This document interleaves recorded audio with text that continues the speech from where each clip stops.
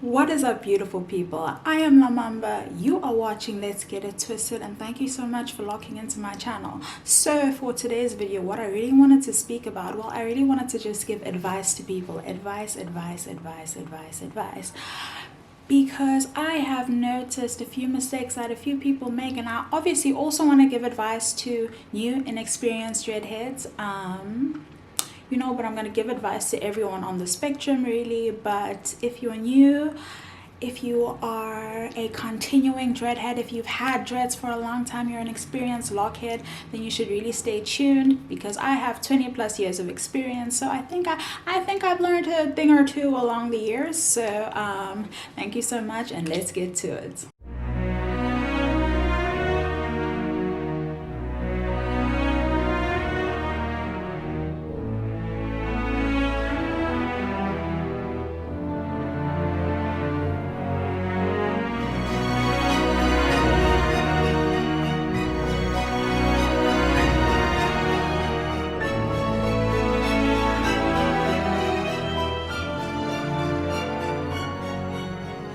So guys, my first piece of advice is really for people who are considering starting dreads. If you're considering starting dreads and you don't know whether you should start or not, I would definitely say it's something that you should just go for. If you have watched my previous video on signs that locks aren't for you, if maybe you only ticked one of those boxes or you didn't tick any of them at all, but you're still a bit uncertain, I would say you should definitely just go for it. It's important for you to start sooner rather than later, because if it doesn't work out for you, the sooner you start is the sooner that you can switch back to either your weaves, your extensions, your wigs, whatever. And since it is quarantine season now, quarantine and chill season, now would be a good time to start, because you would really go through the ugly phase. You'd really go through the ugly phase at home. So if you're a bit self-conscious, you'd rather go through that process at home where no one is going to see you. But people, well, you can embrace that ugly phase. Sorry if I offend anyone by using that phrase, but people, I don't know what other phrase to call it, like the beginning phase. So anyway, so I'd really say you just need to go for it. Despite the opinions of others, people are definitely going to say things. There are definitely a lot of misconceptions that come with having dreads. Trust me, I have been through it. I have had dreads for 20 plus years, like I've already stated.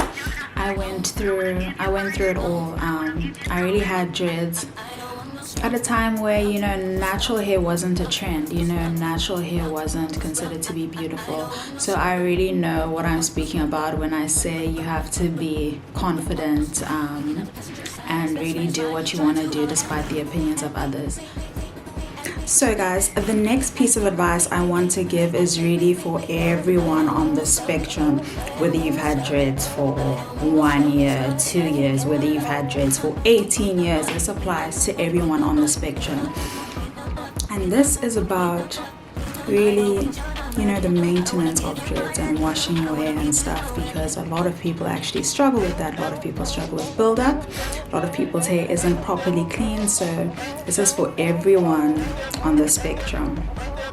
When it comes to dreads, guys, less is more. Less is more. So less is definitely more. So I might have to split this into more than one video. And in this topic, I will touch on why people say you shouldn't use conditioner. You'll hear from my explanations of everything in general, why people usually say you shouldn't use conditioner on your dreads. Okay. So first of all, when you wash your dreads, you really want to use something that is mild on your hair. You really want to use something that is mild on your hair because of the way that dreads are. So let me explain what dreads are first of all. So dreads are basically knots that have been tightly twisted together, basically. So that's essentially what dreads are. So they're like knots that have been tightly twisted together. So basically, tightening occurs when your knots are pressed together and friction allows them prevents them from moving apart. So what residue does is residue acts as a lubricant. So residue acts as a lubricant and causes those knots. And so it causes the knots not to tighten the best that they could if you had used a residue-free product. So that really prevents the dread from getting as tight as it otherwise could. So basically, because soap, washes or shampoos that have residue act as a lubricant, if you use a residue-free soap, your hair can essentially tighten faster, your hair can lock faster. So it's just a much quicker process, and it's so much better for your hair as well. So it's really recommended that you use a residue-free soap. Not only because of that, but I'm also going to explain why it causes buildup, and I'm going to speak about dread rot. So I'm going to speak about quite a few things. I know some things people are going to be unfamiliar with, but yeah. So guys, like I said, you want to use a residue-free shampoo, a wash, or a bar, or whatever. That's really what you want to use for your hair. So personally, I'll tell you what I use. I actually use a bar on my hair. I know some people might be shocked, but I don't know why. I actually use the same thing that I use on my body on my hair, because it is colorants free, it is preservative free, it is fragrance free, and it is residue free. It is all of these things, so it's safe enough for me to use on my hair. And it is mild because I do have eczema, so my skin is extremely sensitive. So it's safe for the hair also. Yeah, so you want to use you want to be very careful of the shampoos and the conditioners you use in your hair, especially conditioners, especially conditioners. And that is the reason people always tell you not to use conditioners. One of the reasons is obviously, like I explained, that your dreads are a knot, and the friction is what is used basically to hold those knots together. So what the conditioner does is it's a lubricant, because obviously conditioner is supposed to soften your hair. So essentially your dread doesn't tighten as faster. You're just slowing down the whole process. But for me, that is not the big thing. The big thing for me is a lot of conditioners, a lot of shampoos that people use in their hair, they leave a lot of residue behind in your hair, and that causes buildup. That causes buildup because of the ingredients that is in those products. So there's a lot of buildup that is caused by the ingredients that are in those products. So you need to be very careful what you use in your hair. If you want to be on this journey as long as some of us have been, if you want to be a 20 plus dreadhead, you really need to be careful what you put in your hair. People don't realize how delicate dreads can actually be. So I'm also going to read down what I've actually written down, because I've explained it really nicely the way I put it. So what I've written, I've already explained to you guys that you don't want to use something with residue because it leaves a lot of buildup as a result of the ingredients, but also because obviously because the hair inside your dread is packed so tightly together, like I've already mentioned, it has a tendency to trap everything inside. So it has a tendency to trap everything that your shampoo or conditioner leaves behind. So if it's leaving behind residue, your dread is going to trap that in. Thus, with regular shampoos and conditioners, a thin layer of residue is left, and this causes buildup over time. So the residue over time causes buildup. So that's why a lot of people get buildup in their hair, because it's just residue on top of residue on top of residue on top of residue. So the problem with people is they're not careful of how they wash their hair. So I'm going to continue reading what I wrote.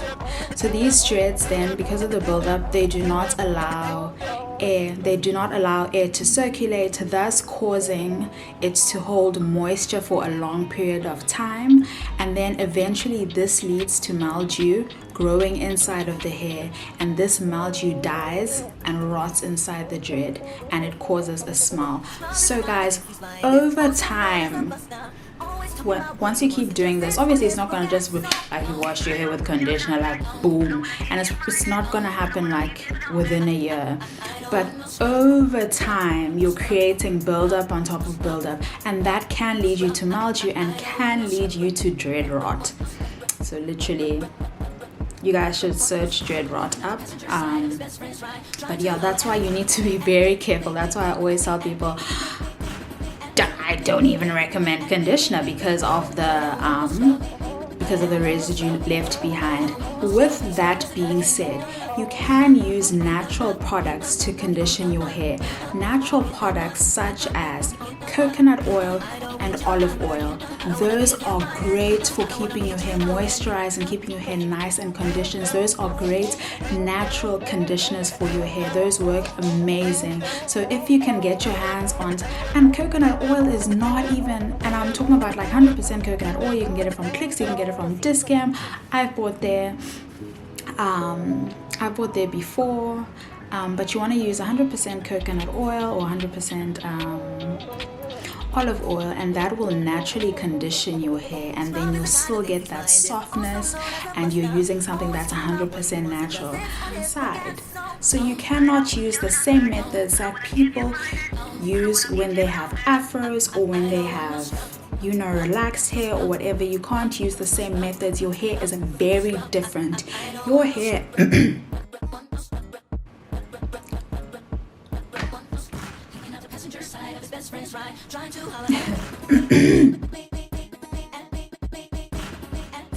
your hair can trap stuff inside it. Other people's hair, girl with an afro, she cannot trap stuff inside of her hair. So guys, just be careful of conditioners and shampoos, because even the ones that claim to be natural, because of the ingredients that is left behind, because the ingredients in those products, it does tend to leave a lot of residue behind even after it's all rinsed out. So just be very careful. Be very careful. Make sure it's residue free. If you can get something that's specifically for dreads, then that is great. I told you that I use the same thing that I use on my body, I use on my hair. Residue free, colorant free, fragrance free, preservative free.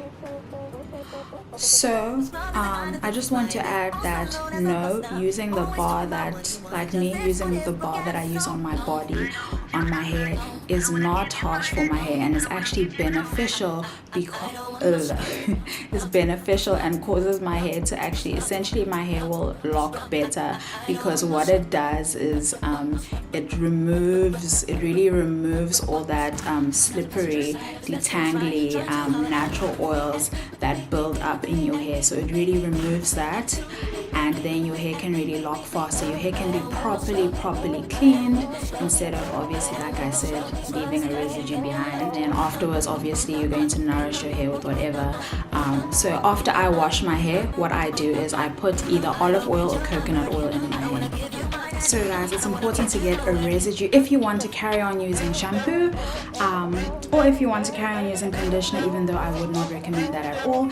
Make sure you are getting a residue free conditioner, because if you're using a residue-free conditioner, your hair is going to be much cleaner, and there's not going to be any lubrication left behind, or there's going to be far less lubrication that's left behind, so your dreads will be able to tighten and your dreads will just look beautiful. So guys, that is it for today. Thank you so much for locking into my channel.